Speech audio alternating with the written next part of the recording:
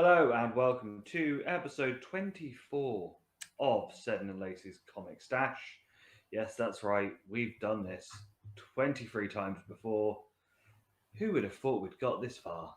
If we did our shows at an hour length, we'd have done a day's worth of podcasting. But as we do shows at about a day's length, we've done almost a month at this point.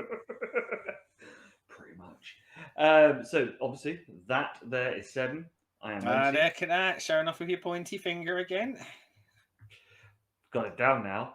All right. And this week, after last week's into Origins of DC, and thanks to our new wonderful subscription to Marvel Unlimited, we have done the same with a few Marvel characters.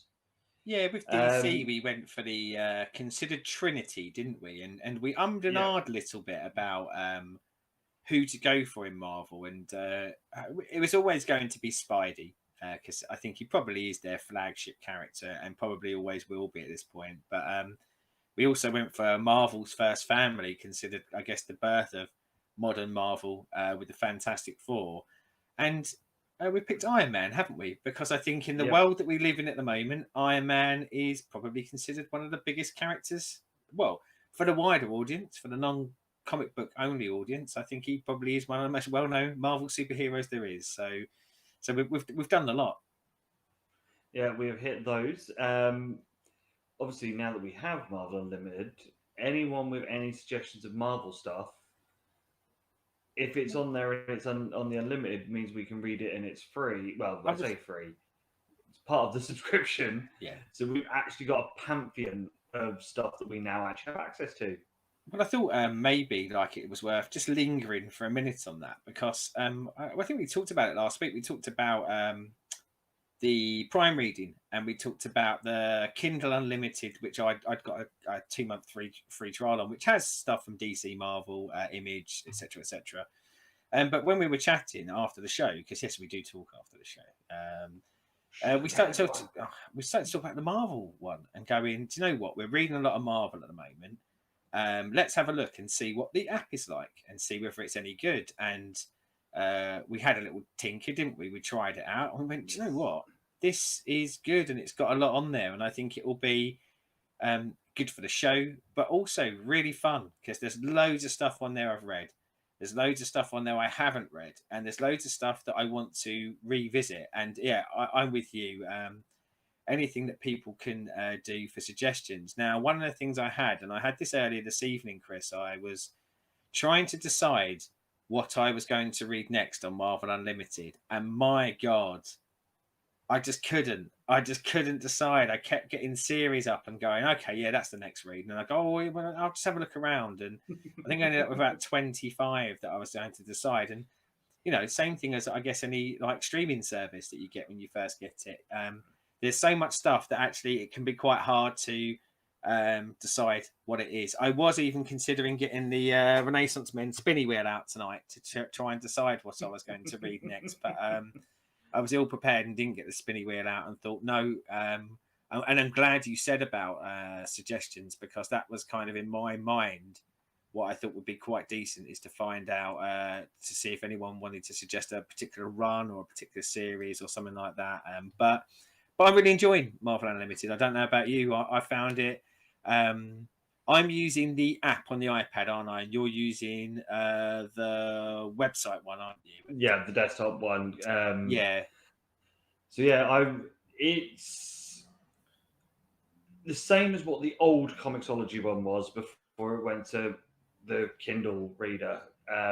So easy to use, easy to read. If you need to zoom in on stuff, it does it. You can also do the panel by panel view as well, so it sort of pulls it up because not so much with these in them, but I can imagine some of the early stuff is going to suffer from the same thing that the early DC stuff did, where the text was quite small Yeah, and I guess how they printed that font, they weren't quite as strong, were they? And I think over time, those like scanned copies into digital ones, they've become a lot more pixelated, so they're not so easy to make out what the word was actually ever supposed to be. Yeah. So, but yeah, as we'll go over when we go through the issues in a bit, really easy. My only gripe with it is the website itself is quite clunky Yeah, with I found that finding stuff. when I was looking at or when I was on there trying to do it through the website first just to see what the browser was like, I found the search engine quite clunky, and you almost had to search for, and you get like 1,000 hits, then you had to narrow it down, then you had to narrow it down again, like you'd know to narrow it down to comic, then you'd have to narrow it down to Marvel Unlimited, and it it wasn't a hugely pleasant experience from that. But using it on the app, I will say, because it's the dedicated Marvel Unlimited app, and so you're not having to deal with the Everything Marvel.com else on the website. website. Yeah. It's better. I would still say that it's not my favorite interface ever.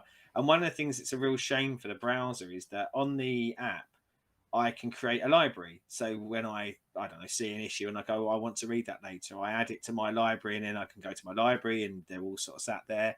And I don't seem to be able to access my library on the website, nor can I add things to my library. But one of the big bonuses I quite liked, and I guess this is where I went down the rabbit hole earlier this evening and got a bit stuck, is they do have a lot of kind of curated reading lists on there, don't they? They have a lot of bits and bobs where you can specifically pick, I don't know, a character, a creator.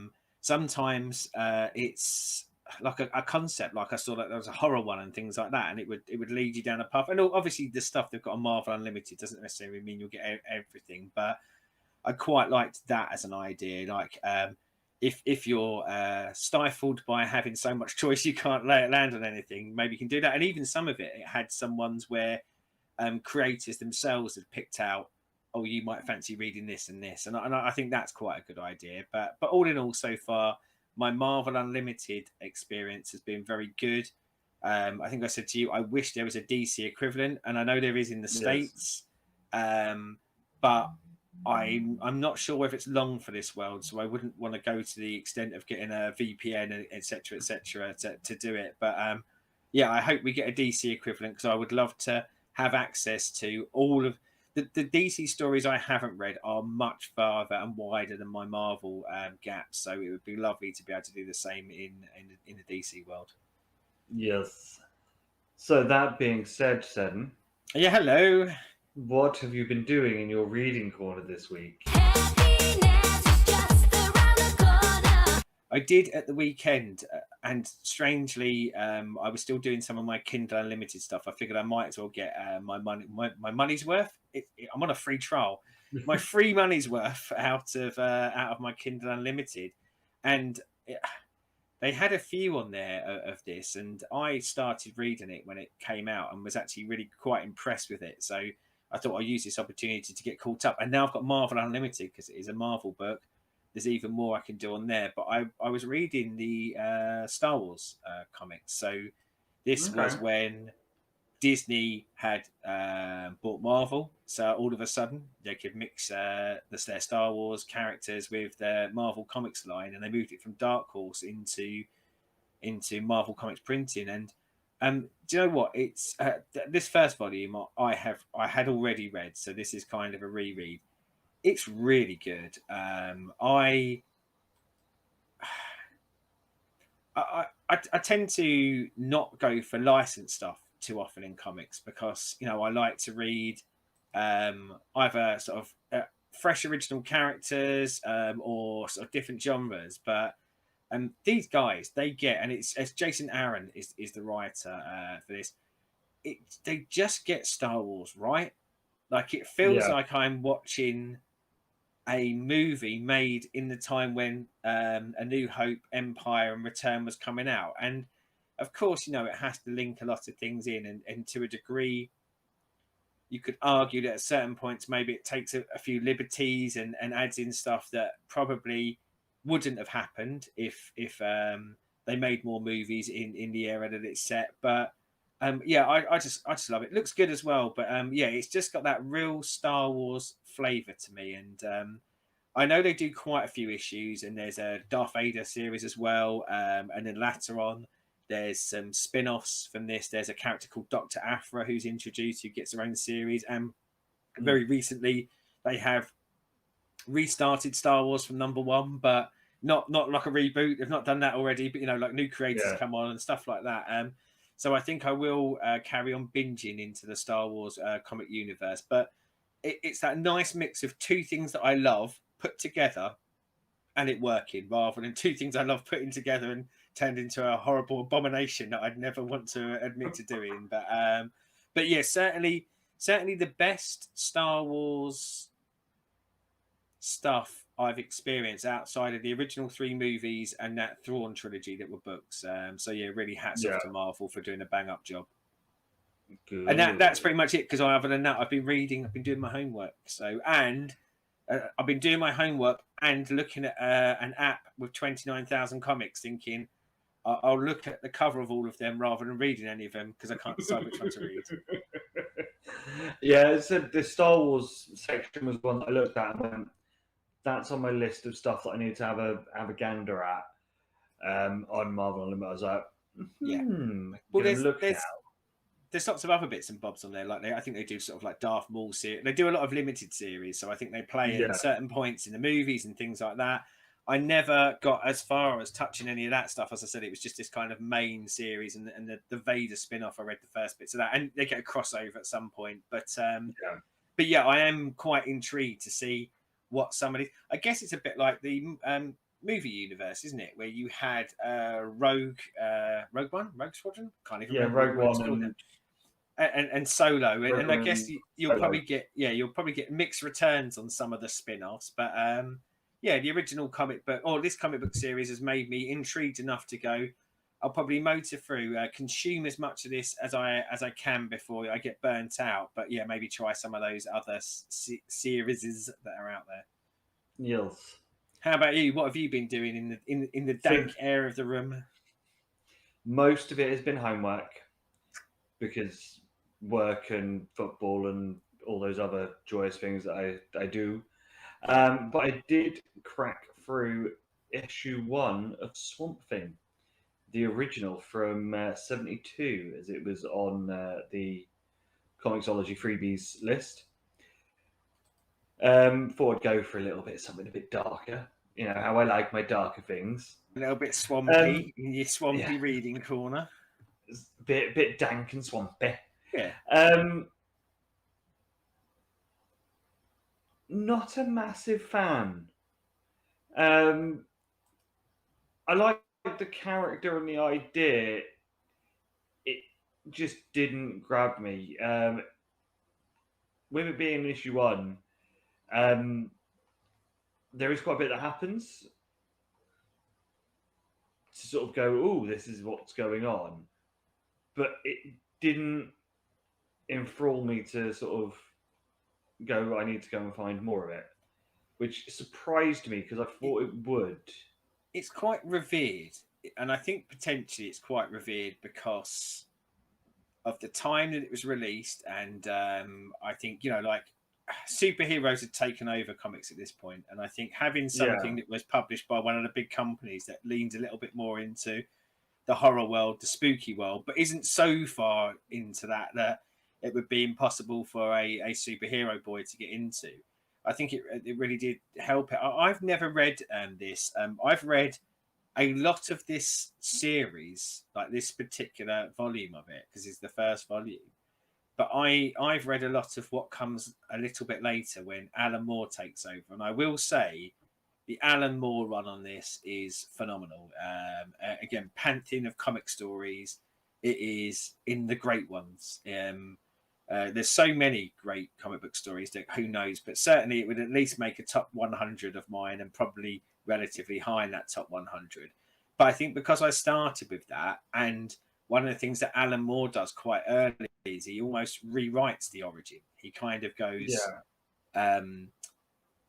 here's what you've seen in the issues before, but here's what really happened. That I think it made me less inclined to go back to this stuff because this is a Bernie Wrightson, I think. Yeah, so maybe a bit less inclined. And in my head, without having read it, and hopefully you'll be able to sort of confirm or deny on this, is that it always looked to me like it was a bit more of a lean into maybe the Hammer House-esque horror, but with the United States twang to it, like a kind of equivalency. Is a little bit hammery, that sort of Universal Monsters Actually, yeah, that's probably more. sort I of mean, yeah, vibe. But yeah, no, it's the first one that I was like, because I know the character and I know obviously I've seen the film and yeah, I have a bit of a reverence for the idea and the character, but yeah, didn't grab me this one. yeah. I mean, I do think don't let it ultimately totally put you off because I would like at some point for us to probably do. I mean, even if we just do the first trade of Alan Moore's Swamp Thing, because I think you'll see probably that leap, and it isn't that much Yeah. later in time, let's say, but I think you see that leap from here is probably a bit more Universal Monster stuff to oh my god, this guy's got something here, like he's got a dark Mm. side, and this is going to be a very different experience than what we've had before. But yeah, not one that I gravitate towards. And having said that, there's lots of Swamp Thing post Alan Moore as well, and I've dabbled in the post Alan Moore stuff, but it is one of those series that feels like it peaked there, or the character peaked there, and probably Yeah. no one's ever going to be able to top that. So yeah, approach with caution, I guess I'd say on anything that isn't Alan Moore Swamp Thing. Yeah, I mean,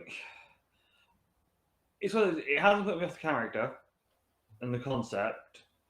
It's I don't think I'd read the original run. I mean, Yeah, obviously you've said there about the Alan Moore period being where it thingies like it peaks. Maybe I'd look at the Alan Moore bit, but yeah, this beginning part not so much. yeah, and you know what? Sometimes, and I guess we'll get into this a little bit later on because we touched on it a little bit last week with reading the Batman, the Superman, the Wonder Woman. Is there is such a time gap now, and probably for a lot of these characters, we've seen the origin so many times, or we've seen stuff Yeah. like the origin done so many times since that it can be quite tough going back to the original incarnations. And okay, you can put your head on and go, well, it was a different time, blah blah blah blah, but they feel so far removed, or you've just seen the story told better since. And sometimes it's hard to equate that maybe this is the first time someone told a story like that. Yeah. And again, This is where the more stuff stands out as being really strong for me because, you know, that stuff where when you go back, the thing that times it is probably the clothes that they're wearing, that sort of thing. You know, we said this on movies when we've done the Renaissance Men podcast. Is if the only thing that times it is like the graininess of the shot or the outfit they're wearing, then they've done an amazing movie because the story and the characters have stood the test of time. Yeah, it's visually it's pretty. It looks good. Swamp Thing is well drawn, well designed. Yeah, It was just a bit meh. yeah, It's just what it's the first one that I've had of something other than the absolute shit show that was that Lou Ferrigno Liberator. yeah. Well, But that was an absolute shit show. That was bad. This wasn't bad or awful. It was just nah. It just bored. yeah. It just didn't grab me. It just didn't. Ooh. It made me go yes. Yeah, as I say, don't let it kill the idea that there isn't good runs of this character. But yeah, it doesn't sound like it's a very auspicious start. I'm just only because I was showing you the other days off the shelf. I was just doing me Alan Moore Swamp Thing, which I have all the volumes of. But I own no other Swamp Things, so I think that says everything you need to know about my thing. I say that though, like the truth of it is actually leaping forward tons of time. When you get to the new 52, they reintroduce because like Swamp Thing goes into the Vertigo universe, and I say the Vertigo universe that basically they let creators tell grown-up horror stories with it and took them out of the DC universe, but when they did the new 52, one of the things they did was they integrated Hellblazer and they integrated Swamp Thing into it. And of the 52 titles that they released in the New 52, I would say that the Swamp Thing run early doors is one of the strongest. Like, it doesn't touch anywhere near the greatness of the Alan Moore stuff, but integrating that character back into a more traditional superhero universe, they do a really good job. But yeah, I think we'll cover Alan Moore at some point, and maybe when we do that, we might even have a hankering to try out some other creators who come along later. But yeah, Saga of the Swamp Thing, as it's now kind of called. I think they actually renamed it in when Moore come on. That's the Swamp Thing stuff you want to be getting your dirty little mitts on. So we will go into our topic of the evening. Chris, there seems to be something weird happening. There seems to be some sort of time undulation of some sort. Wait one. Wow. Yeah, man. We seem to have been transported in time back to a really garish version of the 60s, which I don't know whether there was a version other than a really garish version of the 60s. Yeah, so we're here. Back in time. And we will start our look through the original three with the origins of Iron Man in Tales of Suspense 39. And we found this, didn't we, in with the DC ones, is that you see, and you'll see below, that a lot of these well-known heroes don't start in a comic book with its own name. You know, again, we've got Tales of Suspense, we've got Amazing Fantasy. We'll get to, I guess, Fantastic Four when we get there. But yes, these characters that we know as something else later on actually start as part of anthology titles, really, don't they? Yeah. Obviously, with we stuck with Suspense, it ends up, that's where Cat turns up initially as well. We didn't go that far, but yeah, as a sort of what Tales of Suspense was at that time. Well, we very much stuck with the superhero parts of the issues, didn't we? We had the other stories that come along with it, and I'll be honest, I had a little flick through them, but no, like we're focusing on the Iron Man story and obviously the Spidey one when we get to Amazing Fantasy, not the other weird, in some cases, stories that were actually coming along with it. Yes. So this was from 1959. Which really threw me off, because I must admit, I didn't think it was. I didn't think his introduction was that old. I thought he'd come a couple of years after the FF, so that was a surprise to me when we were prepping for the show. So my comic book knowledge was shown to be weak at that point. So I was quite amazed to see that he was actually there was a story of him beforehand. And with this, we do see Anthony Stark, as they do like to full name him.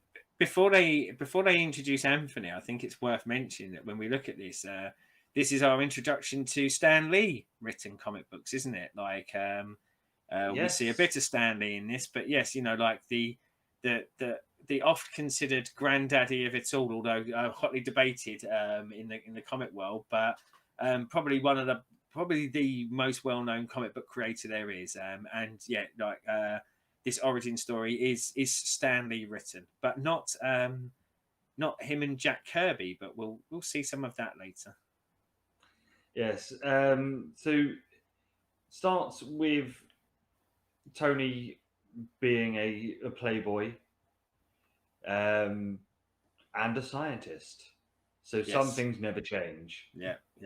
Everyone knows women flock to scientists like it's going out of fashion. But you have to be a millionaire playboy scientist. Just a scientist. Show up with a test tube and a conical flask and women love you. And he's invented a magnificently powerful, they call it a transistor, but he has it on a magnet. Yes, yeah.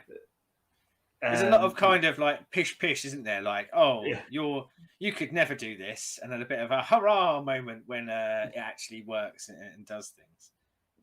It pulls off a door. It pulls off some other things. It's just like, look what I can do. The mayor in the Batman story couldn't have had that in his house with his metal doors. Still haven't got over that. Still haven't got over metal doors.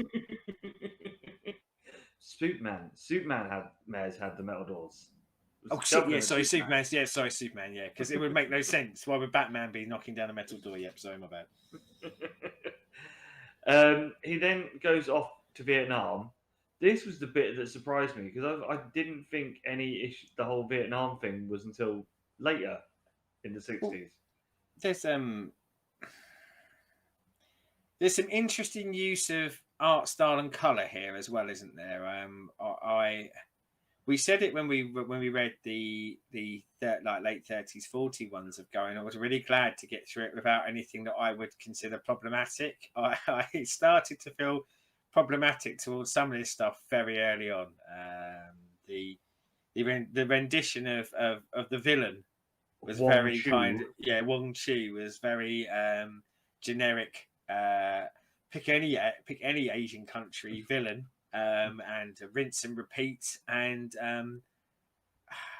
for all Stan Lee is lauded for his dialogue, I think the dialogue he ascribes to this villain is less to do with accent and more to do with something you probably would have seen in a movie of the time, rather than actually a human being who would speak like that at the time. Yeah, does like a wrestle though. Yes, yeah. Yeah, big fan of dominance and wrestling around. Of challenging every man in the village to a wrestle. Yeah. It's how I spend my time when I'm not working or podcasting, bare-chested and wrestling. Basically, Tony's there to help the army because it's too lumbersome to get through the jungle with their weapons.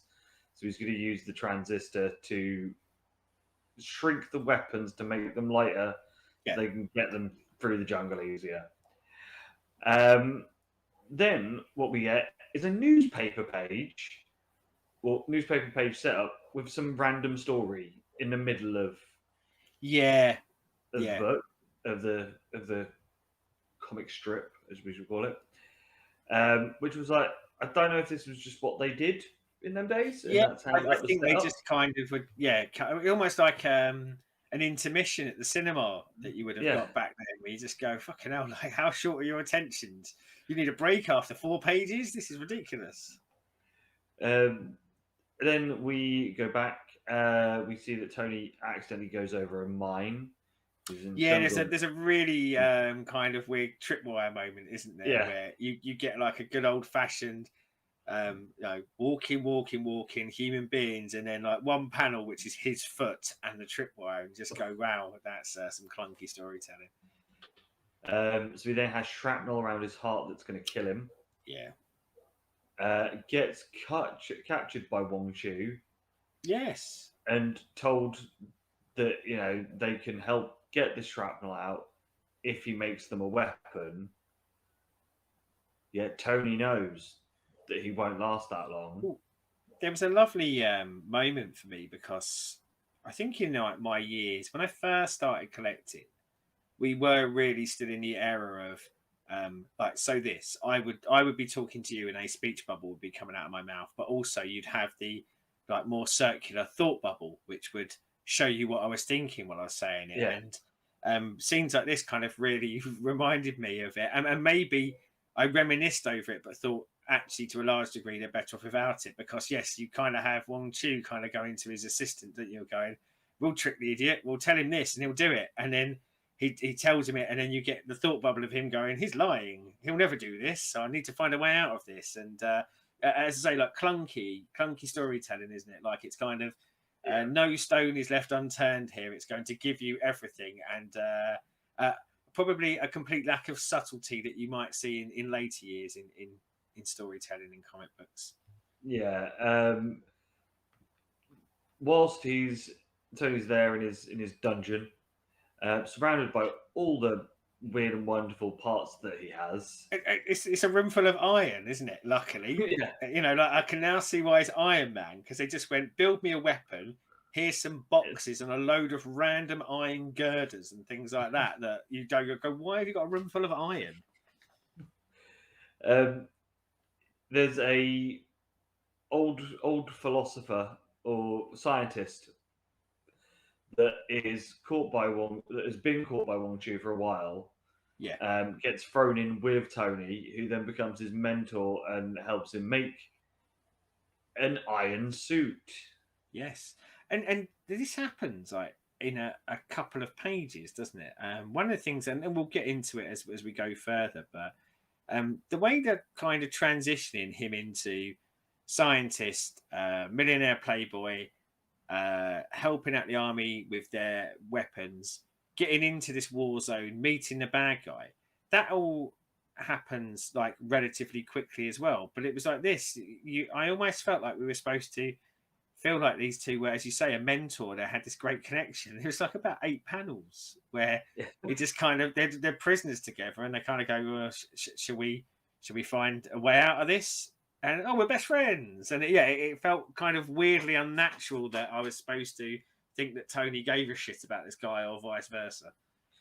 And magically made a suit that would save the shrapnel going to his heart. Yeah. You know, it is.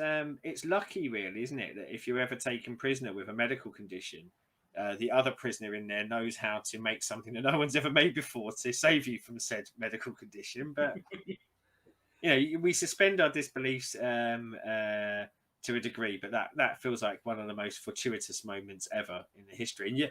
And I did think to myself, if I'm going to be really critical of it at this point, of going, if this guy's so bloody good at making shit, why didn't they get him to make shit rather than Tony anyway? Like, they've missed a trick here. If they just had him if they didn't put him in the room with all the good iron, if he was in a room with some shitty materials, they've really missed out here.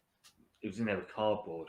That's why Cardboard Man coming next year to cinema. It's going to be their next franchise. Obviously, the suit is not powered by the arc reactor as we get nowadays. It's powered by his transistors. Yes. The Iron Man suit is then created, and he hides. Well, your man sacrifices himself first, doesn't he? To kind of buy Tony a bit of time to get online. Oh, yeah, to finish it, yeah. Yeah, he kind of like legs it out and kind of goes, "Look, come over here, come and get us," which I thought was a lovely gesture.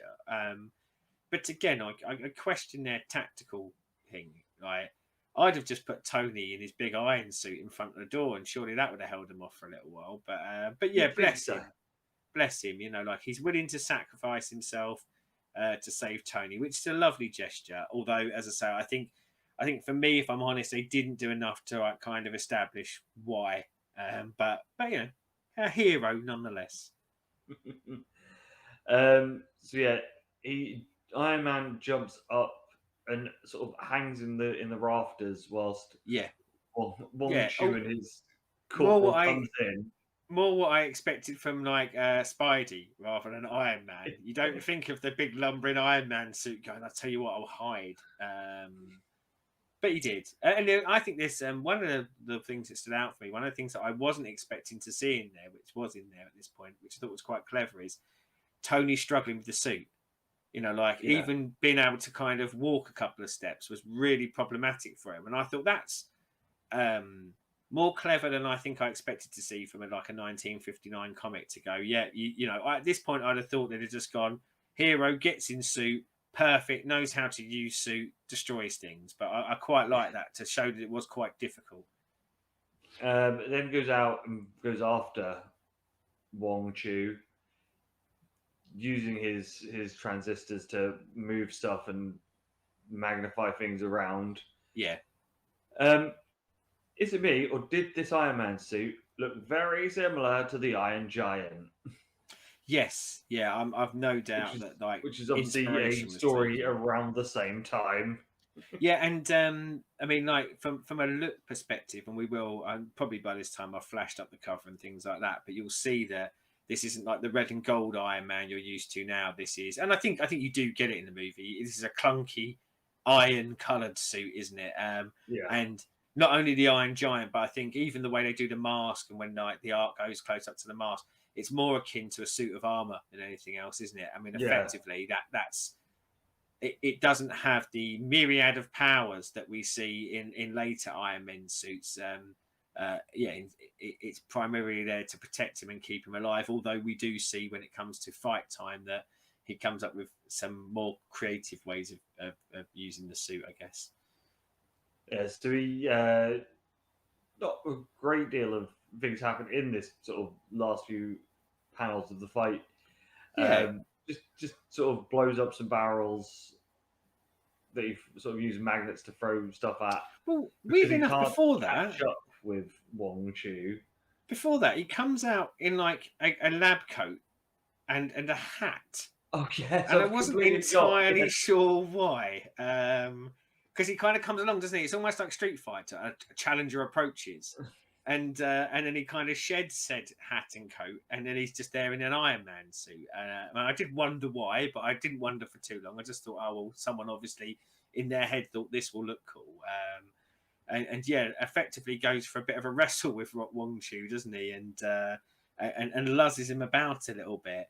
Until the cunning Wong Chu sort of sends his troops after that and figures, I can leg it, which is a solid strategy. I mean, it's one that I think everyone should have in their locker if there's trouble. Yeah. So Wong Chu gets away at the end, and Iron Man is getting his way out of the jungle, and that is where we are left with Iron Man. But we do get told that he will be back in the next issue of Tales of Suspense. And I think you're missing a key thing again, Chris, because in the last panel he puts that coat on again and the hat so that he can walk away. Because he's like, I don't want anyone to recognise me. No one can fucking see you, mate. You're in a suit of armour, effectively, but you've put a coat and a hat on around it in what we're led to believe is the jungles of Vietnam. So he's unlikely to be recognised walking around there anyway. But just a few odd bits like that. But yes, it does tease, doesn't it? It says, don't miss more of Iron Man in the next issue. So, I guess that's where this is where the legend starts from, and this is where it grows from. What did you think of it? Did you enjoy it? See, it was an easy read, which is compared to the early DC stuff, which I said, other than the Wonder Woman one, I did struggle with the reads on them, but this was a much easier read. The token racism, is a little bit, but time and place has to be taken into consideration on that. No, that would have been normal for then, and especially just after World War II and everything else, there probably still was a little bit of hate and prejudice towards one of the things that makes it rough, I guess, but one of the reasons why you can see her do it is it makes for an easy villain, doesn't it? In the same way as like when we went back to Wonder Woman, like the Nazis were the easy villain, and again fast forward in time, and when you hit the Cold War, the Russians are the villains, but I guess get ready for a raft of that again in the near future. But like historically, people do turn to, don't they, sort of culturally, either I'd say more geographically.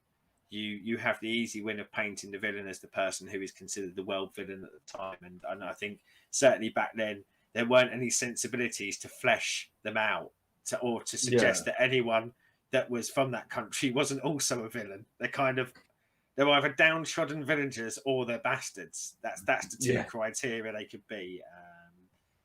I think, funny enough, because this one was, oh God, I've got it here. In fact, I'm going to check it to make sure I get it right. So the artist on this was Larry Lieber. And I've got to be honest, if I have come across any more Larry Lieber along the way, it's not something that's memorable. But one of the things that really stuck out for me, I think he draws a brilliant Tony Stark, or brilliant Anthony Stark, should I say. Yeah.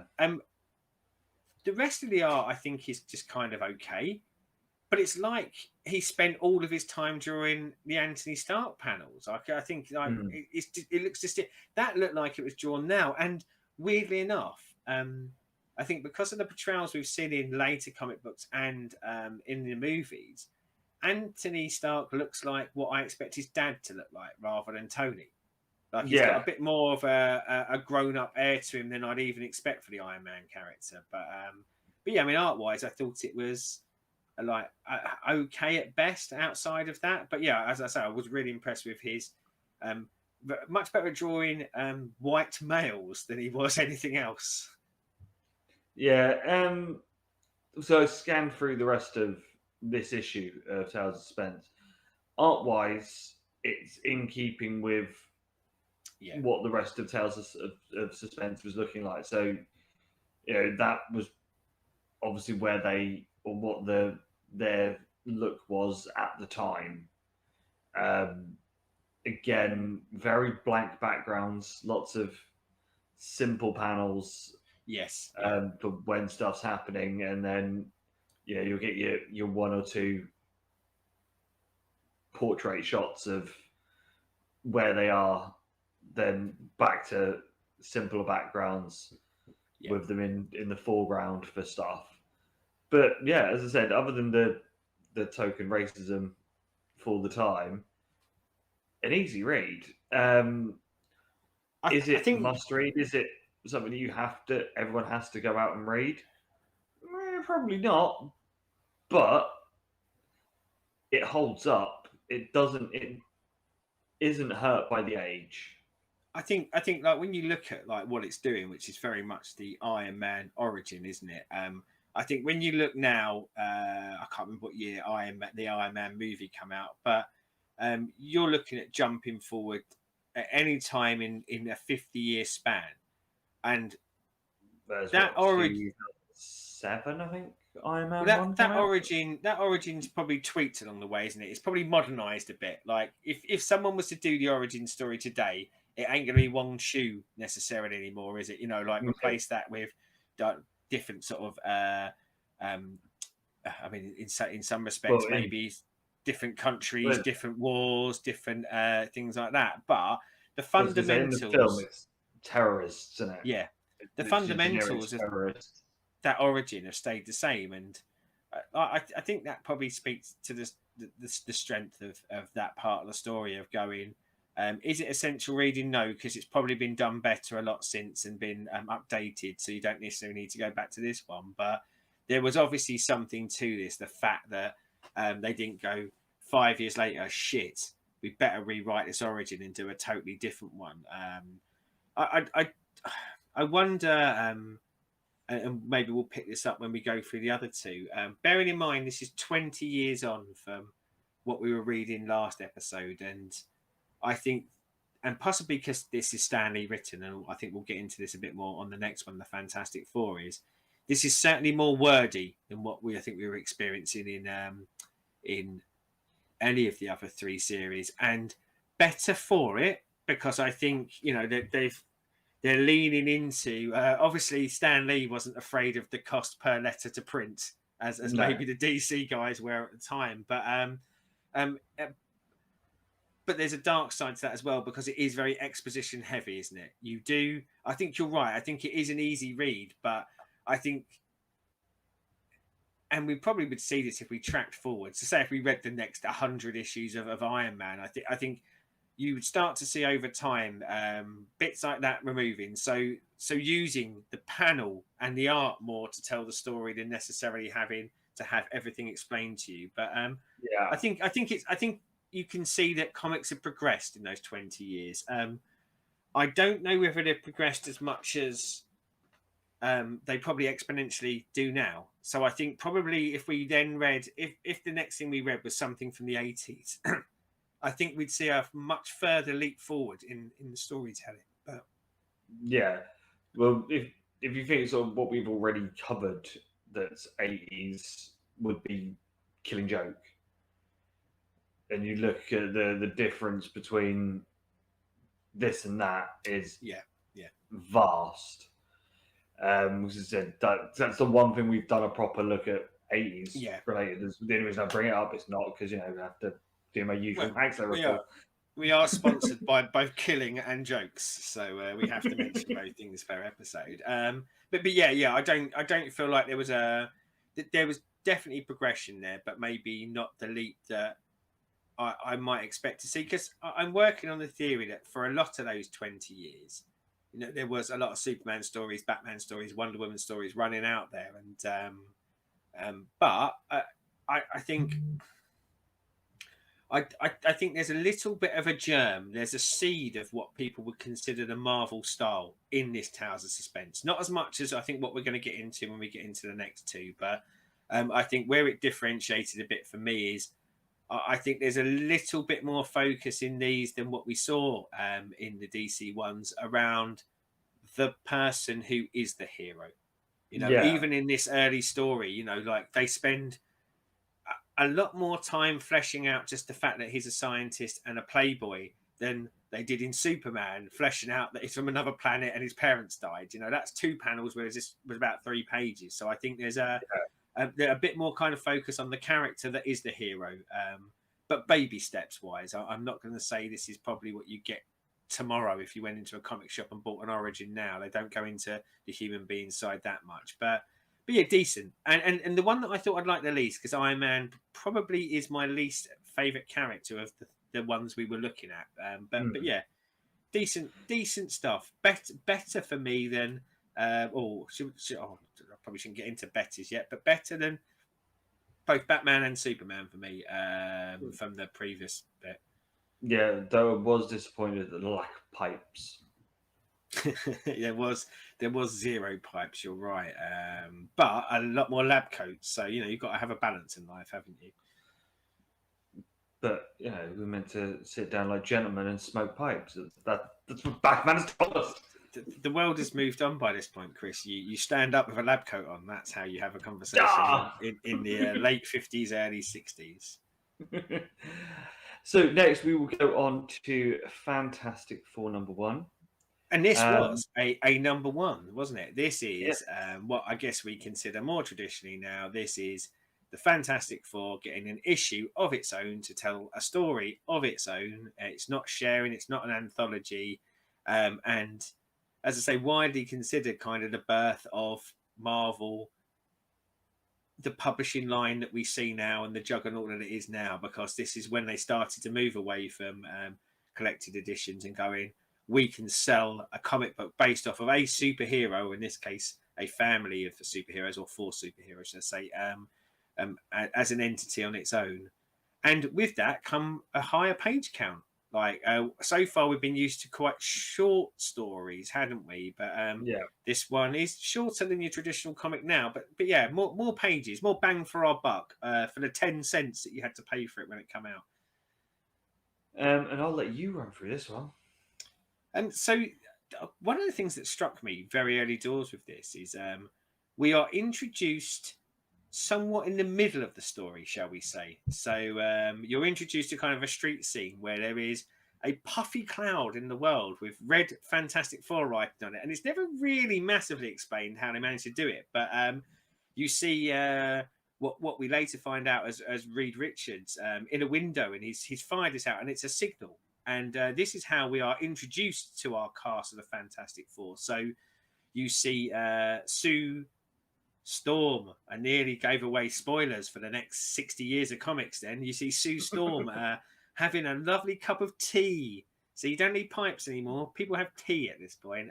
Having a lovely cup of tea with her friend who sees this signal and kind of mentions, oh, there's this weird signal. And then she turns invisible. So you establish very much early doors, wow, there's someone who turns invisible. And invisibility, I thought, was done really well here. The invisibility is kind of done by making her more opaque, but doing a dotted line around her. So it's not like you can still see her.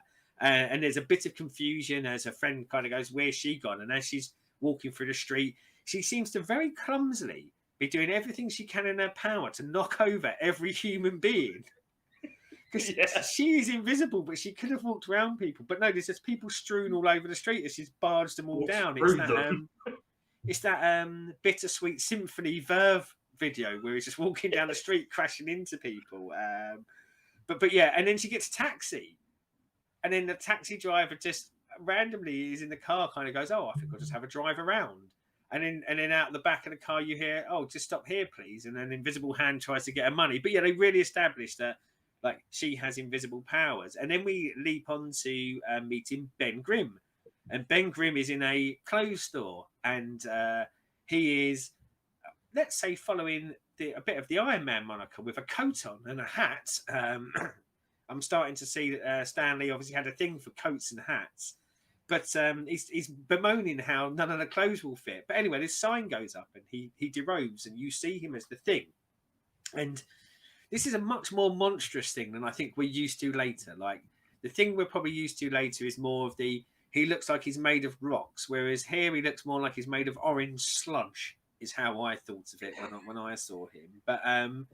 But again, I mean, he has to leave the store, and he just smashes the door, doesn't he? He smashes the door down, and then and then he actually bemoans how small the door is. And I thought to myself, smart ass that I am, I went, well, you fit through the door to get in there, and all you've done since is take your coat off, so you probably could have got through.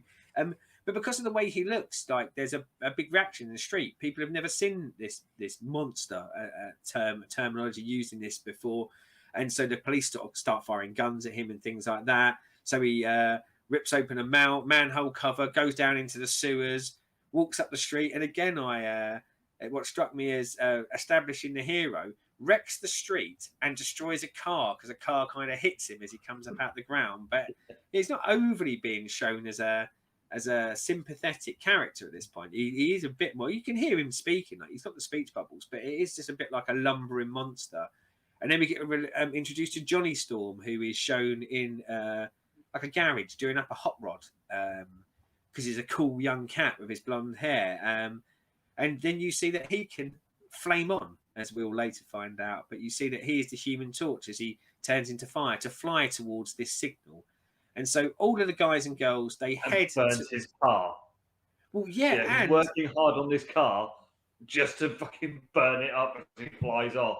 Well, and I again, you know, like when the strange things that strike you, you didn't realise, because they keep referring to Central City. So I think of, because Marvel now is very established as it takes place in New York and things like that. But obviously back then, you know, they had they made up their own cities. But yeah, an amazing moment where the mayor of Central City is somewhat annoyed because there's a flaming flying man. So they send out like fighter planes. Yeah, and things might have been different in the 60s, but I'm pretty sure mayors don't have an air force set up. But yeah, Johnny Storm melts all these planes, like and you know, like he sort of makes mention of, oh well, brilliant, like good news, they've all got parachutes. But yeah, just very, very strange the way they do it. Of like they're kind of being very destructive, and of course not their fault, because the people don't know that they're good people, and this is the first time I guess they're experiencing superheroes like this. But yeah, some massive overreactions from people, including the heroes. But my favourite part from this, and this is why I've gone so long into this, is they send a Hunter missile after him, a Hunter missile that has a nuclear warhead on it. So the mayor of the city has access to nuclear weapons. Now, I am often worried about the state of weaponry in America, but I really hope that this is just pomp and circumstance, and they don't really let mayors have Hunter missiles to take with nuclear warheads on it. No thought to the fact that when it actually hits him and explodes, it's going to take out half of his city as well. But it's used as a vehicle. This is how we're introduced to Reed Richards and his powers, because you see some very elongated arms grab this missile out of midair to save Johnny Storm from being hit by it, and as logic will dictate, save the whole city from being destroyed by its own mayor with nuclear weaponry. Now, you would think that this is establishing the mayor as a villain. No, that just happens in this town, or this city, so say. But then we kind of get like an end part of, let's say, the first chapter, where they're all in a room and they kind of, you find out they all know each other, and it's almost a ta-da, we are the Fantastic Four. And but you missed out a bit about what he does with the said nuke. Throws it over the water, over the ocean, far enough that it doesn't do any damage. Except kill all the wildlife. Yeah, just javelins it away, because that's the safest way, isn't it? But from a story, you know, we talk about like kind of how comics have progressed. I imagine and I was trying to put my mind in the frame of at the time, and I think and why this was a success. And don't get me wrong, I clearly have some issues with some of the stuff they were doing early on, but we jumped back in time then to get their origin. And I think there probably wasn't many people doing this at the time. Like you probably don't. I mean, it's almost Tarantino-esque later on, isn't it? Like you chop through time, but we go back to meet the cast when they are, and I hope you like this bit. Oh yeah, there's a pipe in these scenes. So pipes are back. Reed Richards is rocking the pipe, but you find out that they're open your mind real wide that they're going to steal a spaceship because they want to get. I mean, it's arguable, like whether they wanted to get up into space to do any good, or whether they just wanted to be the first people to go up in this spaceship. Seemed to be hotly debated when they were arguing about it in the spaceship, but almost like a family in a car. They were arguing with each other, but yeah, they go up in a spaceship, and there are cosmic rays, unexplained cosmic rays. But if we do more FF. Don't worry about it. They do get explained later. This is actually a relatively big part of some of the lore of some of my favourite characters to come. But Ben, who is the pilot, is having a very hard time actually piloting said ship through cosmic rays, and you start to see impacts on the people in the ship. So Johnny starts to get very, very hot. Ben Grimm's arms start to feel very, very heavy, so he can't pilot the ship anymore. And then the ship crash lands on Earth in what was one of my most interesting panels, where it's plummeting downwards, and then all of a sudden goes horizontal and just kind of lands nicely. That's how these things work. yeah, that's how crashing works. But gravity. But they come out of the plane, and that's when you first see Sue turn invisible. And like one of the things that again I think is quite smart here is they actually reflect that they're panicky about it.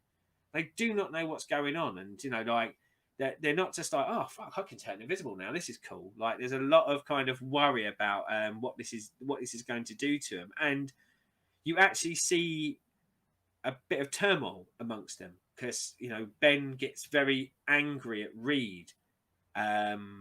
Because of like Reed's arrogance to sort of take him up there, and a lot of hinting at that maybe Ben really loves Sue, whereas Sue fancies Reed. So you're establishing kind of a lot of plot line that we've yet to see in our superhero comics. But this is where the Thing turns into the Thing, and it's actually Sue who calls him a Thing, isn't it? And that's how he kind of takes the moniker. And it's quite hard, and you see Reed give him a bit of a struggle cuddle, is what I thought of it as. Like really wasn't going to let him go. And Johnny, once turned into flame, copes with it the best, really, doesn't he? He's pretty much just, this is cool. I can fly. Ta-da, everyone! I'm off skis. But they do agree. They agree that actually they have got these powers, and they are going to use them for the good of mankind, which is a beautiful sentiment, and maybe again speaks to this idea of them being a family. If they went from squabbling 1 minute to just kind of resolving it without much pomp and circumstance, and I kind of quite like that. And so at this point, I almost felt when I was reading it like that's my issue. We're done. Yeah. We're donezo's here because they've established quite a lot. But actually, no. This in effect is chapter 2, isn't it? And then we go on to what is reflected on the cover, which is the Fantastic Four meet the Mole Man. And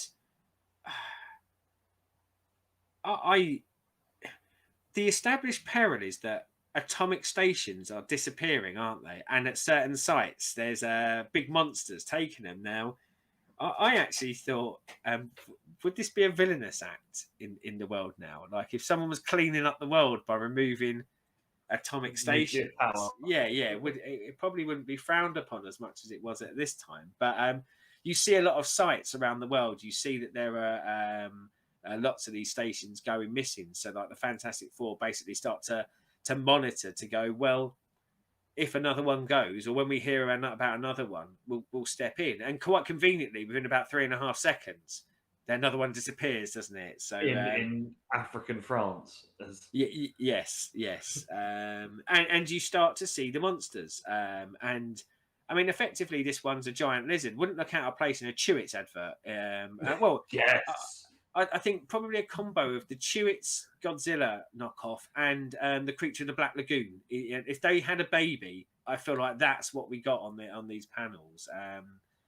And and through the storytelling vehicle of the explanatory panels, it tells us about the Mole Man, doesn't it? It's not like we get an introduction or you see him in the background.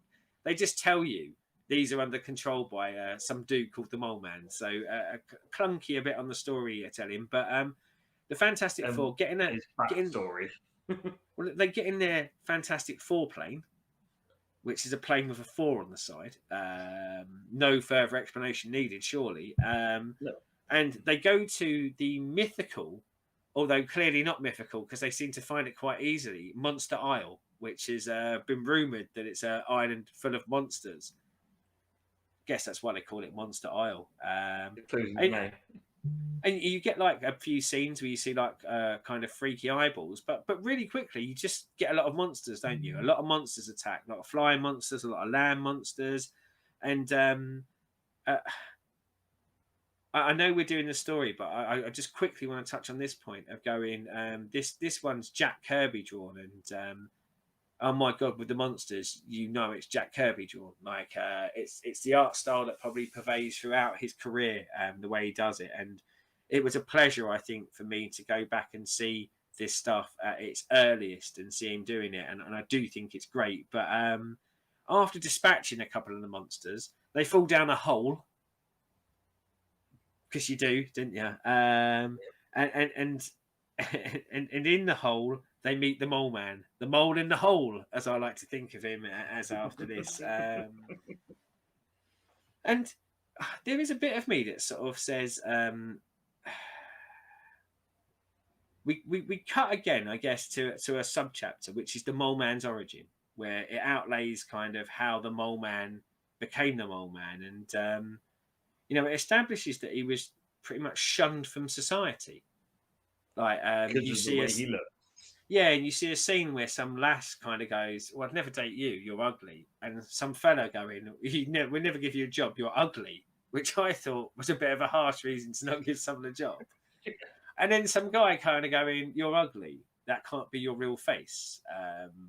So yeah, it's very much predicated on like he's ugly, and because he was shunned by the world, he therefore then shuns the world and starts to kind of go in looking for a place where he will feel accepted. And I had a lot of sympathy for the Mole Man and his established origin, and I think that was again a very smart thing. We'll pick up on this in the end, but what a cracking idea! But yeah, ultimately this leads into the FF as we will know them later on, having a fight with some of the Mole Man's monsters.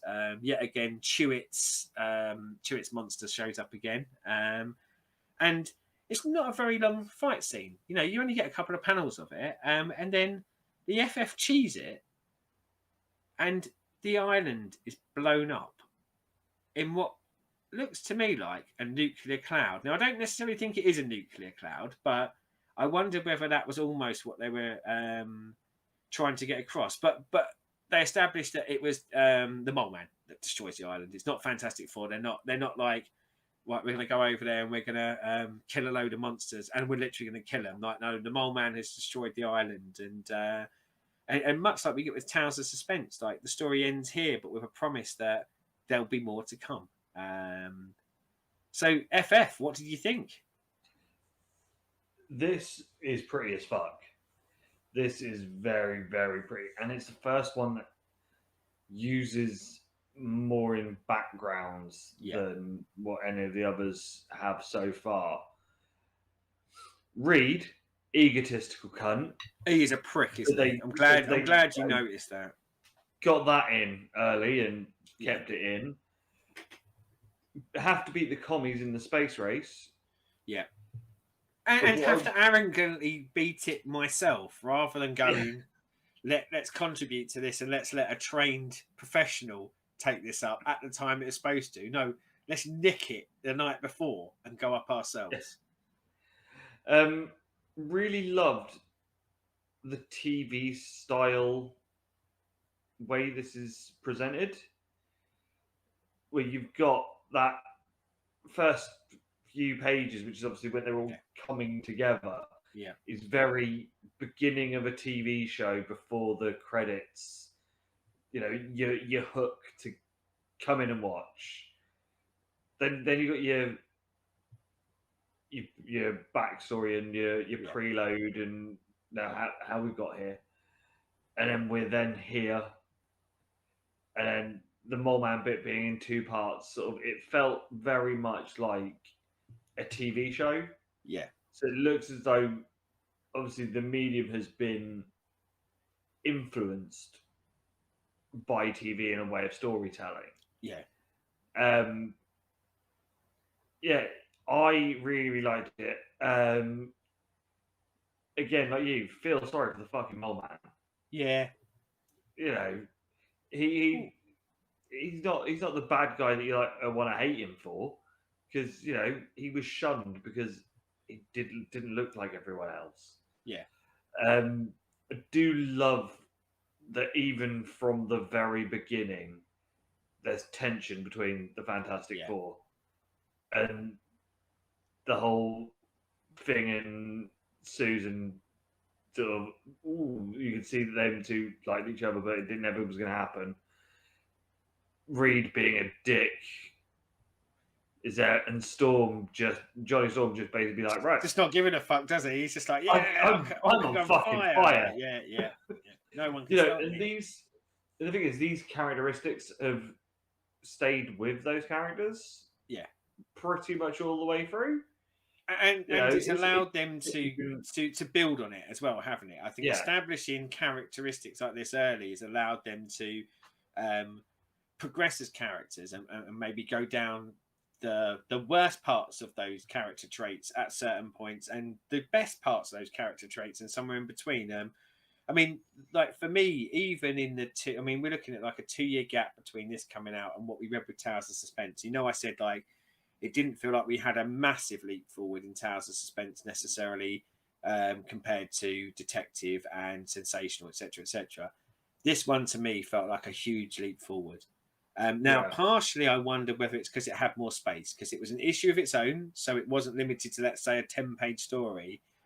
You could do a lot more with it, but despite my misgivings of like the mayor with the Air Force and the nukes and some strange shit where Ben Grimm seems to want to just smash everything up, and Invisible Woman wanting to push people over randomly, although I should mention when she got the taxi, she did try to pay, so I guess they established her good side again.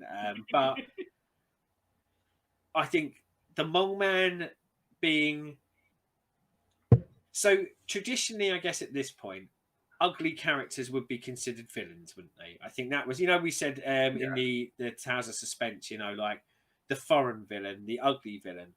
But I think the fact that it took time to establish within his origin that people were really horrible to him because of that. And I think like putting in layers with the way that the Thing looks and that the Thing feels all ostracized already and different. But that actually probably plays off of how he felt because he was not loved by Sue like Reed was. I think that makes him really interesting. Yeah, Johnny's arrogance, really interesting.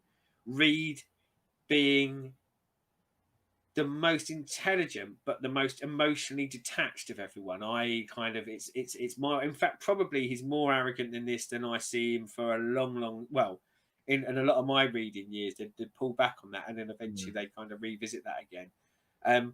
But yeah, like I think fleshing out these characters, fleshing out what they are there and what they are there to do, and as I say, up to and including the Mole Man, this is a dramatic difference for me in comic writing. This is the bit where, we said on the last episode, can we see why these characters have lasted as long? I think this one really makes me realise why Marvel did so well, why Marvel got a foothold, why Lee and Kirby managed to create this amazing legacy, because built off the back of this, yeah, I think what a whopper of a start. They really did hit it out of the park on this one. Yeah, it is as I said, it's I think you can look at stuff like we have with like Civil War and even 1602 that those character traits have carried on through Yeah, till now. yeah. And the That's a good shout on the blueprint, Civil War one, isn't it? Like, I think the tensions that go on in the Fantastic Four during that. Okay, you can argue it's because they have different opinions, but yeah, you go right. You could read issue 1 of this and then go into Civil War, and okay, you might kind of go, "Wow, they look very different because the art's changed." But yeah, you could even from this origin go, "Oh yeah, I can see why this group of people wouldn't necessarily be on the same side, but yeah, actually." They have a dedication to each other that it isn't just straight away you're a prick, I'm off. Like they would actually yeah. try to stay together.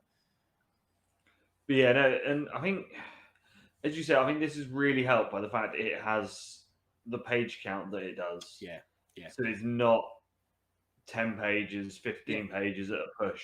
Well, I said to you, there Of was a number just of points in the issue where I just expected to turn the page, turn a digital page in this case, and it to be over because the last few weeks, the bulk of what we've done has been very, very short stories, and I kept expecting like to see the end in the corner rather than it have more to it. But yeah, no. See that I'm not a massive Fantastic Four fan, as a general rule. This has made me go. Actually, I'd probably even go and read some more of this early run. Funny enough, I was that was gonna be my next question to you. Would you read more? Because when I said I was circling on what I was going to read, one of the things I'm really tempted to do is to read a massive chunk of this Lee Kerr because I've always heard how brilliant it is, and I know a lot of the story beats, but I haven't read a lot of the individual issues, and probably I'm tempted to maybe try and go, depending on how much is on Marvel Unlimited, but at least up to and past Surfer and Galactus, and maybe even longer. Like this, I think now I've kind of peeled back the surface on this thing that I thought, oh, I'll read that one day. I always thought to myself, I get like some of them Marvel Masterworks collected editions. Yeah, But yeah, I'm with you. I think there will be some clunky storytelling in there. There will be some bits that maybe aren't so good, but I want to read more. I want to read more of this 1961 comic because I think it's good, and I think it's going to continue to be good. I expect, because we know a lot of what comes afterwards, I expect that through maybe the first 50 issues of this, that they would establish this family dynamic more, these characters more, their heroism more, their struggles more, and if they treat their villains anywhere near as well as they treat the Mole Man as an establishment of a villain, like he wasn't just he's from another country. I'm in for the long haul on this. I'll be willing to put up a good chunk of time in on this.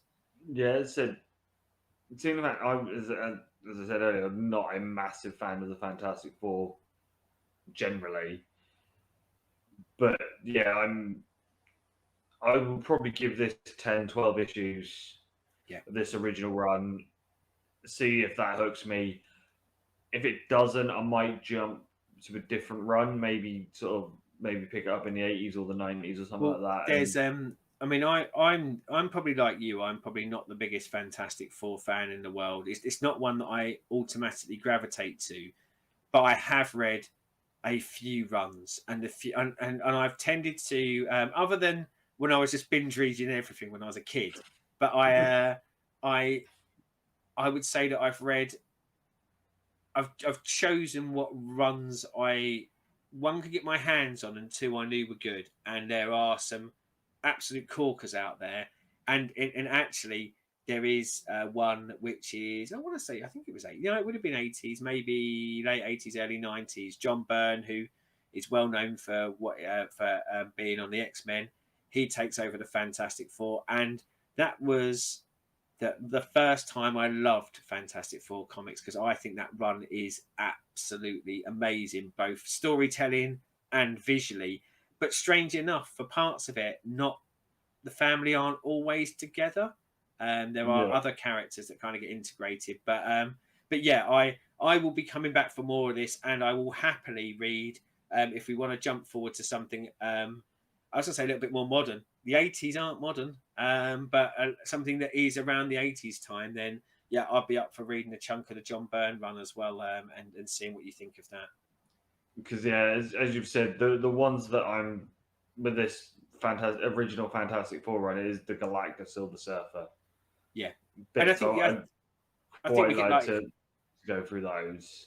I quite like. I want to kind of see Doom get introduced as well, and I think we get Black Panther in somewhere in there as well. I think they established like the Black Panther as a character, so they do set a lot of DNA for characters that are there for good. But yes, yeah, 2 thumbs up for me.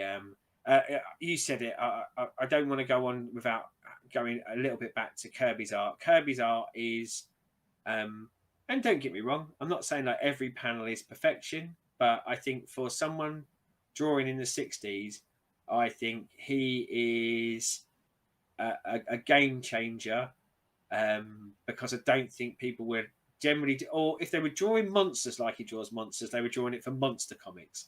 If he's drawing humans, you'd be drawing that for like detective or superhero ones. And I think he melds all those styles together amazingly. And as I say, it's so nice to see his character design is stuff that I know he carried on to do, like, and you know, it becomes the Kirby style. But yeah, 2 thumbs up for me. In our trip in time, I bloody love this. I think this is great. Yes. So next we go on to Amazing Fantasy 15, which Spidey. is le debut of Le Spider-Man. So starts with Peter being a angry nerd loser who everyone at school doesn't like. He goes off to a science fair.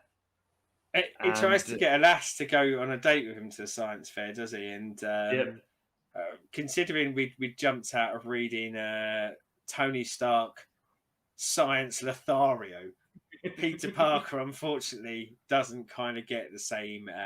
I'm now starting to think you might be right that millionaire part might be the key part of rather than the science part. Yeah, we get they're doing a science experiment. Spider comes down in the middle of it, gets zapped with radiation, and bites Peter. So at this point, everything that we've seen in every time they do a different version of the film. Yeah. We then get him realize that he has some powers. As a car attempts to run him over as he's standing in the middle of the road, Yeah, he jumps, grabs onto the wall, and then climbs up the building. He then wanders across I don't know if it's meant to be a power cable or what the line was, but it wasn't a web that he's made. Yeah, but he crawls down a rando cable, doesn't he? That's between buildings at a very strange angle. So does that. Is walking home and sees that there's a wrestling challenge with Crusher Hogan, not Bonesaw McGraw. Damn it. Or Hulk Hogan. So he goes home, makes a costume, and then has a wrestle. He does, doesn't he? Quite a cocky little wrestling bastard as well, isn't he? Like, I believe like this would be the equivalent of Matt Jackson against the Great Khali, if done in modern times. A lumbering brute against a highly skilled, highly trained, athletic show-off. I wouldn't really say that Khali was highly trained, but you know. You do realise I edit. You do realise I edit this show, so any negative Bucks comments are out. Yeah, it's a kind of we'll go into it a bit more, but I'll let you go on the story. But it's that kind of character establishment thing, isn't it? Is where we saw with the Fantastic Four, when they get their powers, they turn straight to and we must use him for the good of mankind. Whereas Peter Parker, Spidey at this stage, gets his powers and goes. Bearing in mind, he'd been shown as established as a good kid, but people weren't very nice to him, and grown up in a house with a very old Aunt May and Uncle Ben. I mean, they are old in the way they're drawn, aren't they? But yeah, his mind goes to how can I make that cash money very quickly, doesn't it? Yeah. He's seen in one bit where he's basically just hanging onto a pole over the ring. He then gets given a card by some carnival folk. Ooh, did we see this somewhere else? Yeah, as I say, felt very Wonder Woman at this point, didn't it? Of going, I'll make all the money I can out of you, super person. So Pete goes off to make a costume. He does a bang-up job as well, doesn't he? To be fair to him, if you said to me right now, here's some superpowers, all you need to do is knock up a costume, the best I've got is putting my hoodie up, because I wouldn't have any idea how to make clothes. Certainly not. And again, it's an early version of the Spidey costume, but it's got the DNA of what's to come. But including somehow sewing webbing into his underarms. Very good. Yeah. But takes as much time to create his web shooters, so he can create this kind of modern miraculous thing. And in the same amount of time, he knocks up an outfit. But I don't want to take away from his knock up the outfit, because I do think that's amazing that he manages to knock up an outfit that quick. An interesting bit is we actually get a little bit of info about what he does to make his web shooters. He uses a bit of wet cement in the mix. Yes. Which was quite novel to actually, make sense. Cement to stick. He then goes on TV doing feats of Spider-Man Wonder. Yes. Hanging around and off things and climbing up walls. And don't get me wrong, I think it would be quite miraculous to see. However, they do kind of establish it, because, it is the comic book page still, but that someone just sticking to a wall would be a TV show. And I think probably if you'd have got me to read this in the 80s, the 90s maybe even, I'd have said, well, that's a bit incredulous, isn't it? But you get me to read it now and I go, yeah, fuck me. I see some of the shit they put on a Saturday night. This is probably the most exciting thing they'd show. Watch celebrities sit in a jungle eating a kangaroo bollock and people think it's brilliant. Like, someone stuck to a wall would be amazing. We see a guy running out that the police are trying to catch, and Spidey could have done something to help, but doesn't. And he's very blasé about it, isn't he? His attitude's very like, why would I do anything? Cunt Spidey comes out with, why should I do anything? He uses a beautiful "that's your job" line, which is for anyone who's ever done a job ever in their life, is the most annoying thing you can ever say to someone is, "Oh, it's not my job, that's your job, mate." Absolute pure prickery. Yeah, and at this point was where I've got in my notes, Spidey is a cunt. Although, does he become any less cunty? Because the next couple of panels we see, he's now suddenly started to wear his shirt unbuttoned at the top. So he's clearly progressed as a character, because he now, I was going to say shows off a bit of chest hair, but I think there's a vest underneath, so he's not gone too far. We see him going home, and Uncle Ben has died. Yes. Brutally murdered. Gets told, policing in these days. Yep, I'm glad you picked up on this. It was like, your uncle is dead, and the person who did it is in a building over there. You wouldn't tell people that now, would you? Or you probably wouldn't then, let's be honest. But so we know where the murderer is. We're still over here. We're not doing anything about it, but we'll tell you where he is. Yeah. He's over at the docks. Yeah. It's like, fuck's sake.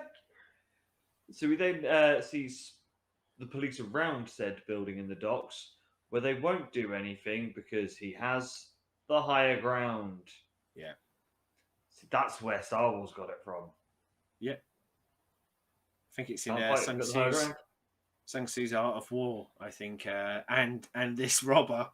Those two establish this technique as a legitimate technique for defending a base or yourself. So Spidey makes his way in, realizes that the guy who it is. Before we go on to Yes. what happens next, what do you reckon Spidey was going to do?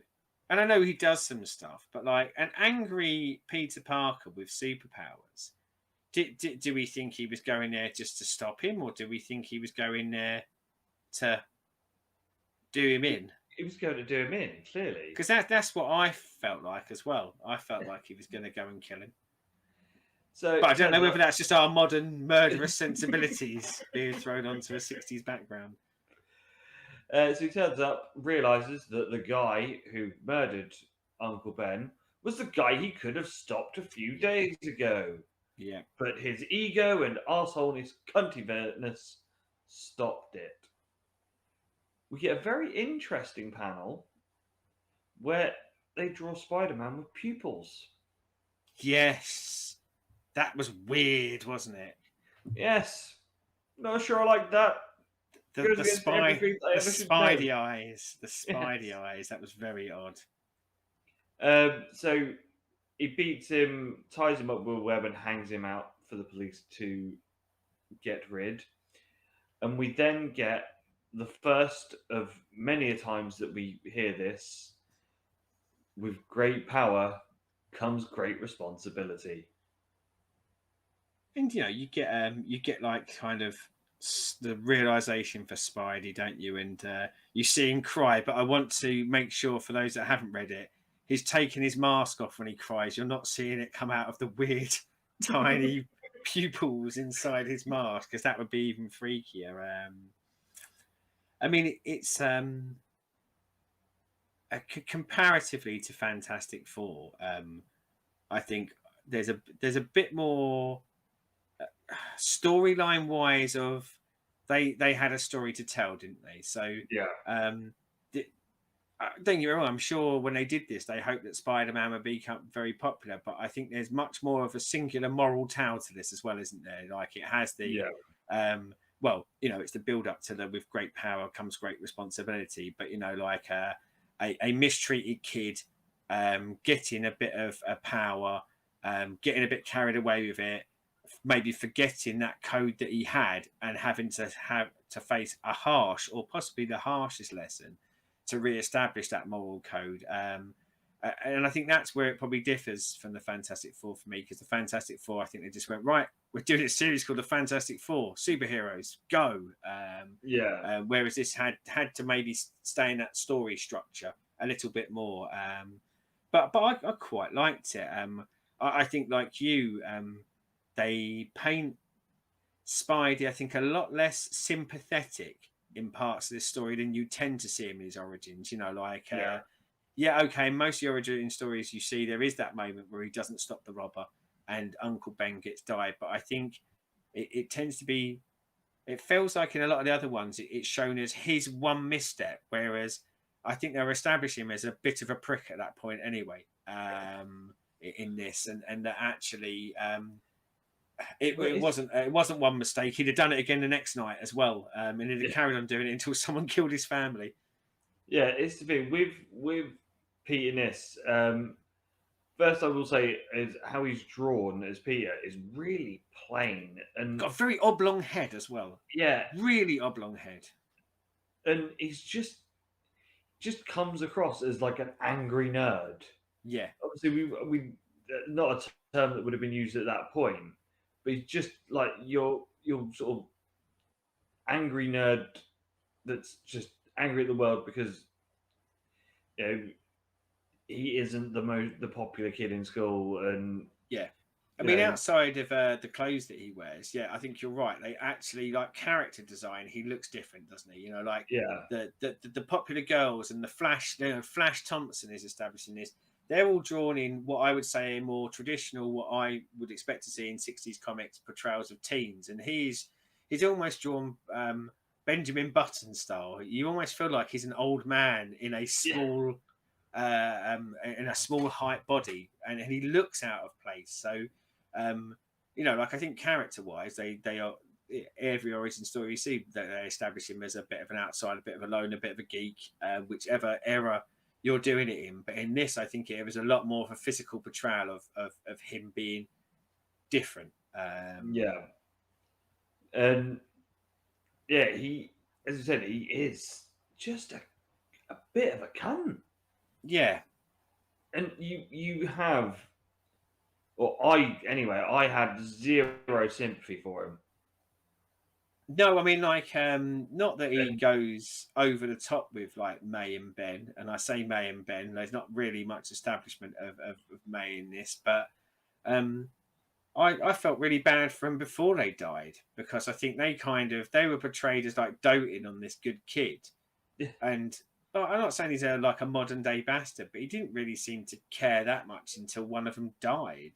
yeah, But I mean, maybe the truth of it is that that's a bit unfair, because I'm doing that with the age I have on my shoulders now, and I think if you ask 14, 15-year-old me how much I cared about anyone in my life that was considered my family, I'd be like, piss off, I'm going to play football. Stop talking to me, that sort of thing. So maybe that is a realistic portrayal of it. But yeah, I don't. He doesn't. He doesn't come across as a good guy to me. no, Even when he's the picked on nerd, he's not kind of established necessarily as like, you don't see that scene where he goes, "Oh, it's fine. It doesn't matter that they don't like me," and that sort of thing. Yeah, angry nerd, I think, is a really good descriptor. I think that he comes across as a bitter, angry kid. Then he gets some power, tries to make all the cash he can, which I'm not saying that's a wrong thing, but obviously it's not something we normally see established for our heroes unless you're Wonder Woman. And then doesn't do something heroic that he should have done, and that leads to the death of someone in his family. And of course, we know the Spidey law that comes after that. And I think probably this is one where it's what is built after this that makes it great. But and again, I think it's a good origin, but I don't think Peter Parker and Spidey becomes the Peter Parker and Spidey that he is now, no, unless they do what they end up doing in the early parts of the Amazing Spider-Man one, which is probably kind of re-establish him a bit more as a good kid and a hero. Whereas I think if you just had this one story, you'd probably go away and go, well, maybe he does turn things around, but also equally, maybe a couple of days' time he forgets about his dead uncle and becomes a prick again. yeah. Obviously, the origin part of it works. The spider bite, how it happens. The wrestling, because that gets brought up lots of times in all the ones as well. So pretty much everything in this original issue is what is DNA and canon, and is always told the same way and retold the same way. Yeah. Again, 60 years later, like it's the same. Tobey People might have Maguire's embellished. Fighting Macho Man. Yeah, and, like, His people bones might on have the floor. added wrinkles and nuance into it, but that base thing of nerdy kid gets bitten by a radioactive spider, has a cheeky wrestle, doesn't stop a villain, someone close to him dies. Yeah, that's been kept, hasn't it, for forevermore. Yeah, I mean, what they've done better since this is obviously establish him with a bit of a sympathy. Yeah, on him a bit more than what this does. I had a lot more sympathy for the Mole Man in Fantastic Four 1 than I did Peter. Yeah. and yeah. So, like we did last time, yes, we shall rank them.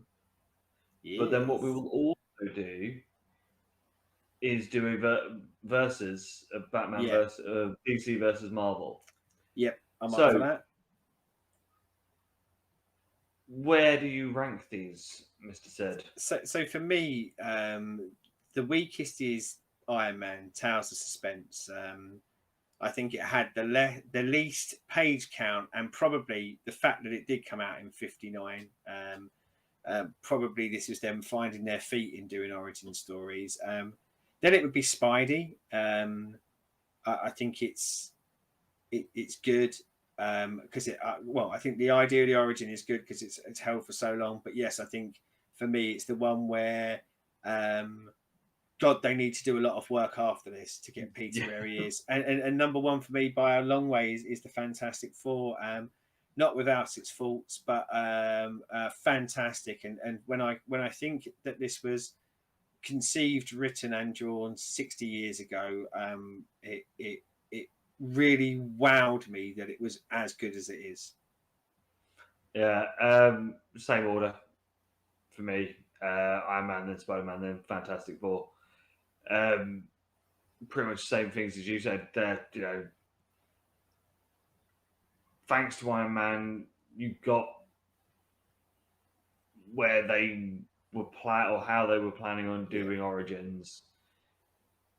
Spider-Man was an improvement on it, and then with Fantastic Four, this is the first time we've had something and let it breathe. We said about this with the FF, so I meant to say it on Spidey. After reading this, would you want to read more Spidey from this era? Not in this short form. So if he just turns up in loads of just amazing fantasies, I think he pretty much not.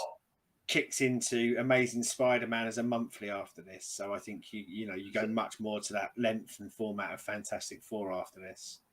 So I would probably give them a bit of a go.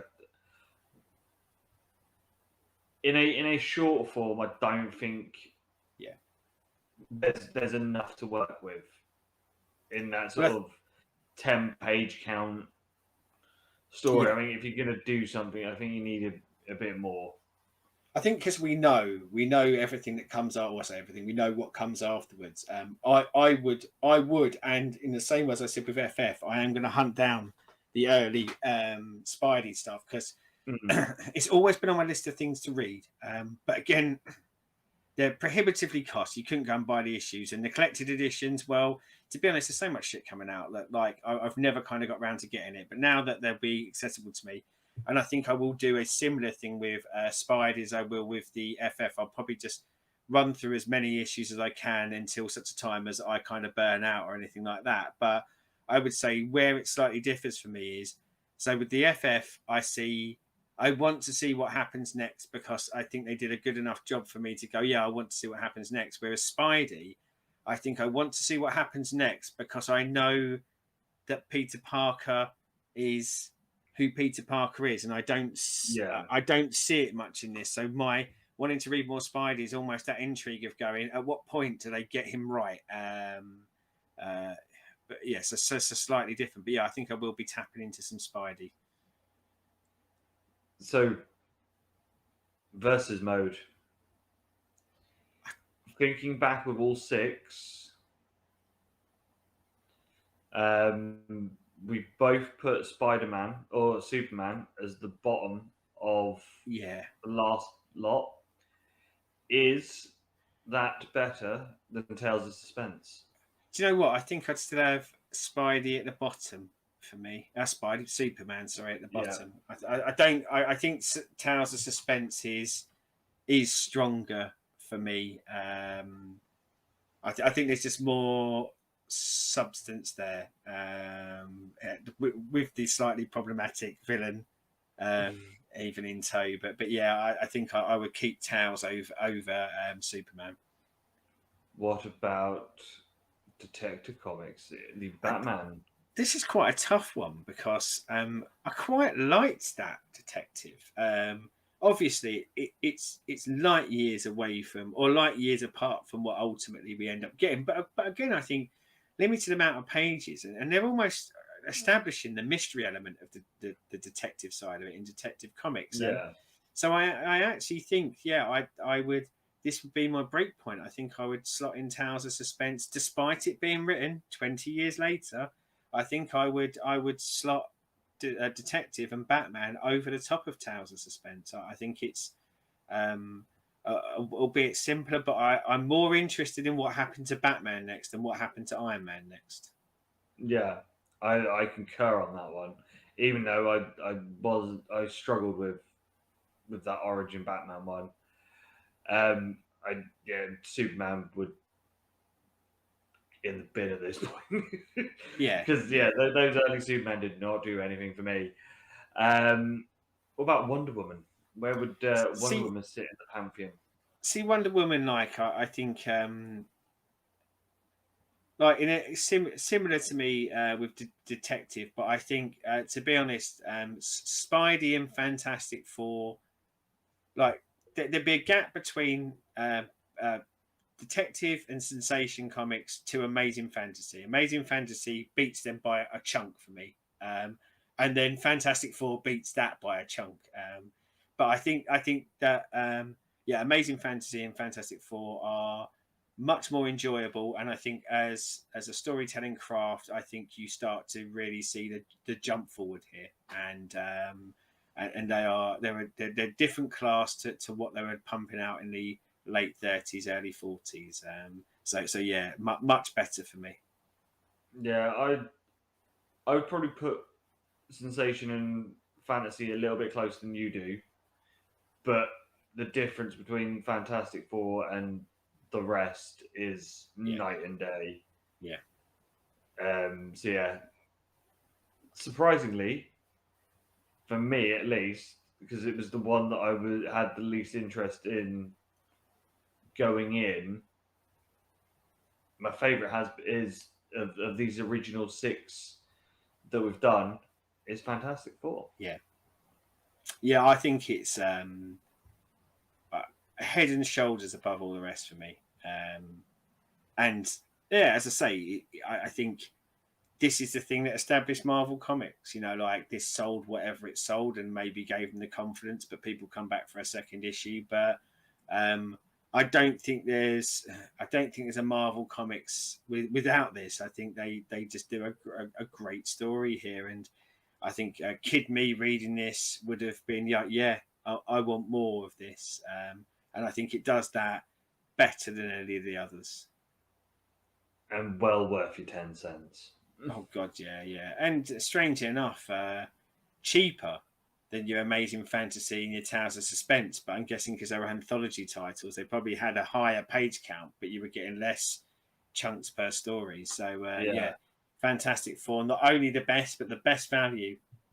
God knows what you could buy with that other 2 cents back then, but probably a house. At least a car. Yeah. Or a gun. It was America. So, I hope you've enjoyed this look into history that we've done over the past couple of weeks.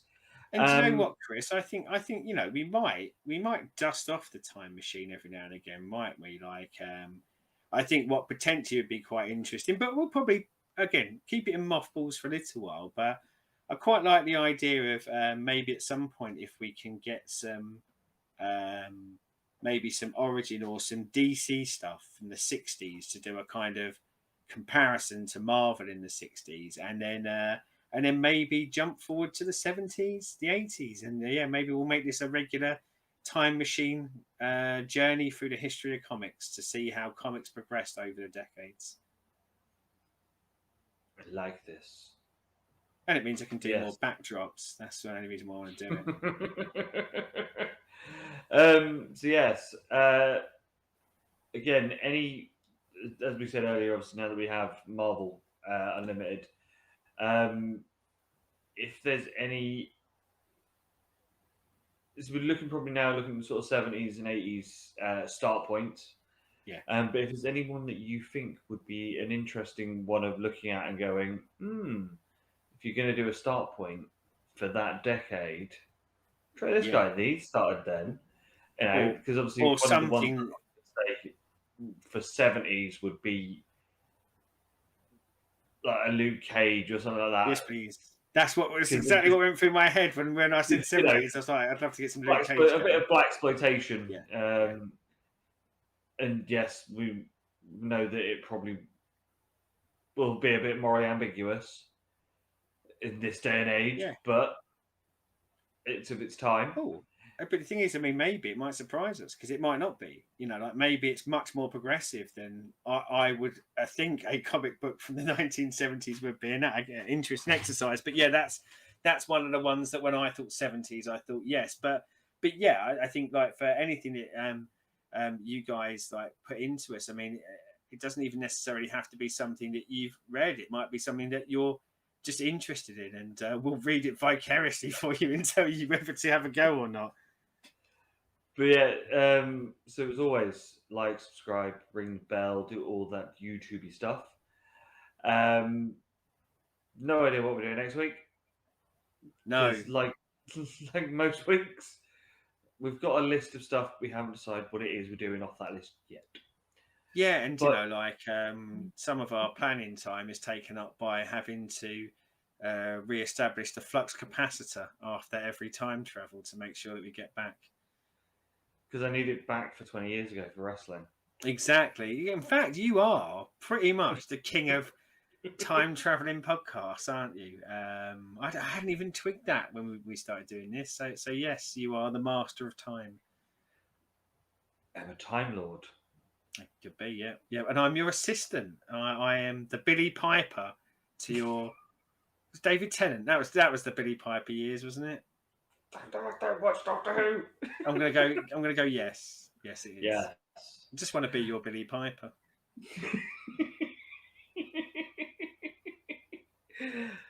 And until next time, obviously keep an eye on the channel.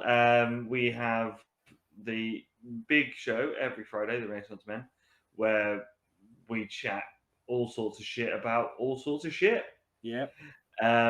Films, TV, games, wrestling, bird news. We also have Seddon doing his ECW, TEW, save. Trying to do what Paul Heyman failed to do, which is keep ECW alive. We have Renaissance Reacts, where we do reactions to music, which is a new thing that we've started recently. New fun thing. We loves it. New fun things. Egg and Little Egg doing gaming, and also Stu's gaming sessions where he's on his Todd and doesn't have. I'm kind of hoping, and this might age this show a bit, but I'm kind of hoping that he does a stream of Elden Ring, because the emotional turmoil I've seen that boy go through on WhatsApp, from loving it to hating it to wanting to throw his PS5 out the window and things like that, I think it would make for a hilarious stream. Yes. And also, other things on the channel is your pop videos making a return soon, and Jimmy with his Star Trek Picard series. Yeah, which should be live now. In when this releases, but we don't know what it's called yet because it's not actually happened yet. But yeah, give him some support, because it's his first solo endeavor, or his first outside the Renaissance Men endeavor, or the Galaxy Head. So yeah, give the boy a lot of support. He's a good lad. And until next time, be good to each other. Be nice. Don't be Peter Parker. Yeah. Don't be like Peter Parker. Don't be a like cunt. Peter Parker. He's a prick. And goodbye.